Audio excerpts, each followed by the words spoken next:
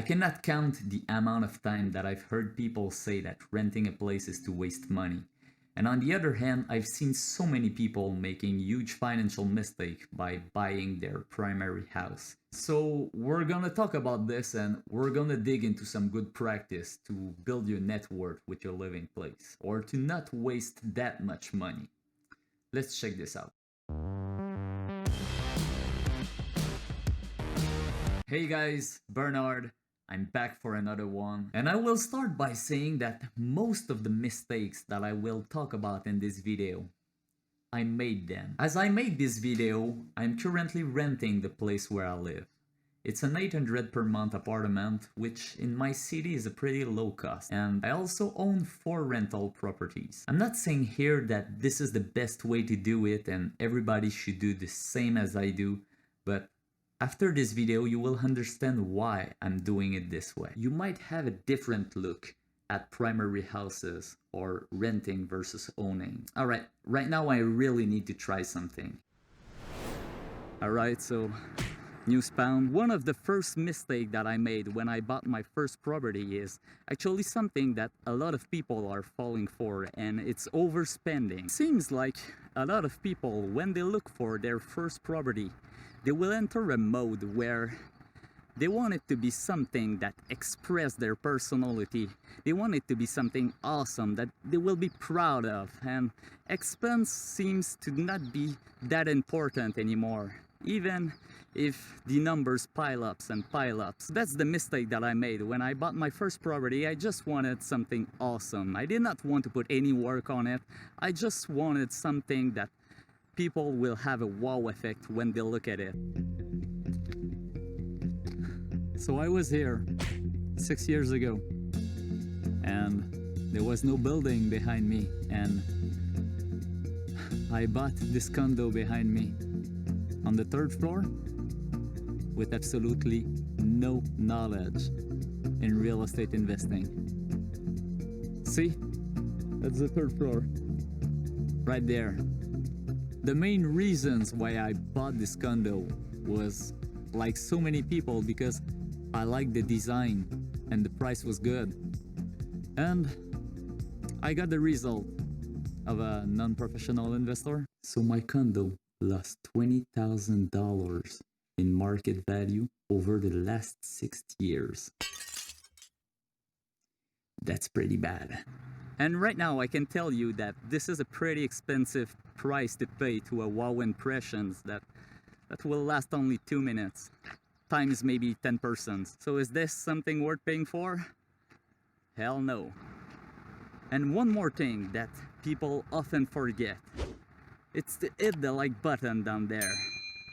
A lot of people, when getting their primary house, they will get way more than what they really need, and then they might even do some very expensive renovation projects, and they will never get the money back from these renovations. This might be a very expensive practice, and it ends up just locking them up with a very high cost of living. And this will just put you in a prison where your cost of living is very high and you cannot get rid of this lifestyle. And if you think that the principal that you pay off your mortgage every month is a good investment, you have to take into consideration the cost of opportunity, because the money that you've put on a cash down on renovations or the higher payments that you have every month compared to something that would fit more your needs, this is all money that you could have spent on a better investment or hobbies that you like. And the second reason is that they do not keep it long enough. They sell it at an early stage where the capital that they built on the house does not even cover the closing cost for the buying and the selling of the house.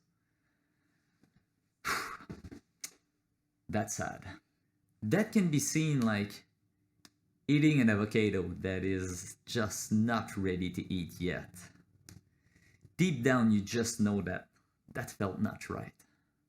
Sometimes the end result will just be that they've stayed in a house for a terrific cost per month.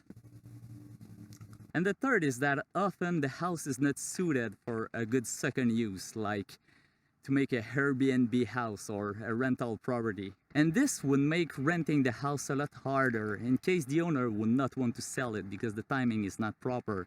and you would like to rent it out instead. This one tip alone, this one can save lives.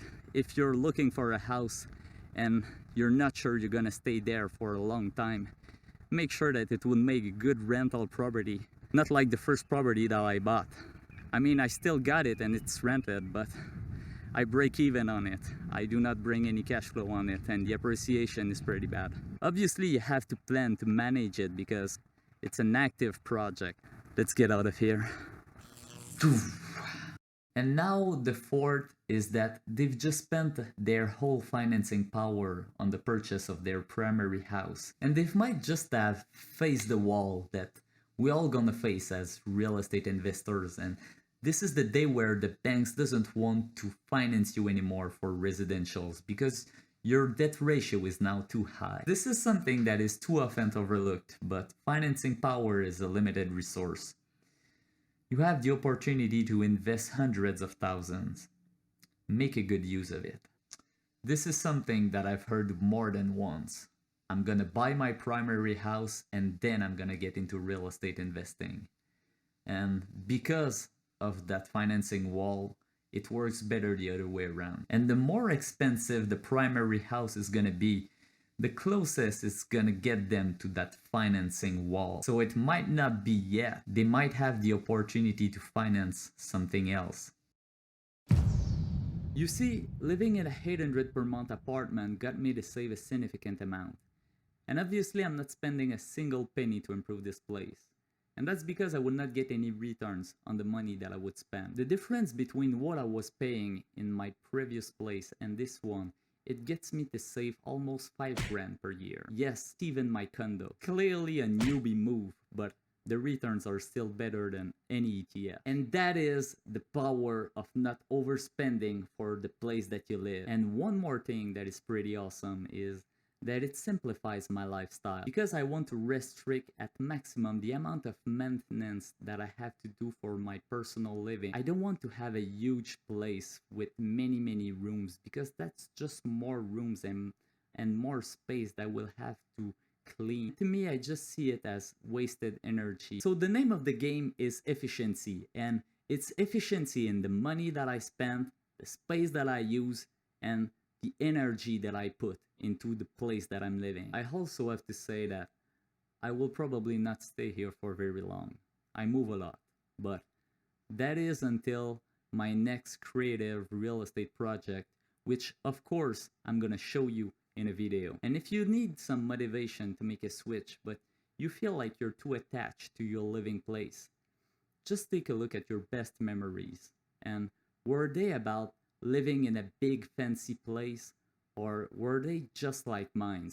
Hey, that time that I was with these people and we did that stuff, that was crazy. That was really awesome. So that is one reason why I never get attached to some assets, and I see my living place in a purely functional way. If you guys want to see how I started in real estate and how did I bought my first 4 properties, I'm gonna make a video about this, and if future me has done it already, there's gonna be a link right over there or there. Not sure, I've never done this before. Alright guys, so that's it for this one. I hope you liked this, and if you did, you can hit the like and subscribe button down there. So I'm shutting this down, and I will see you in the next one.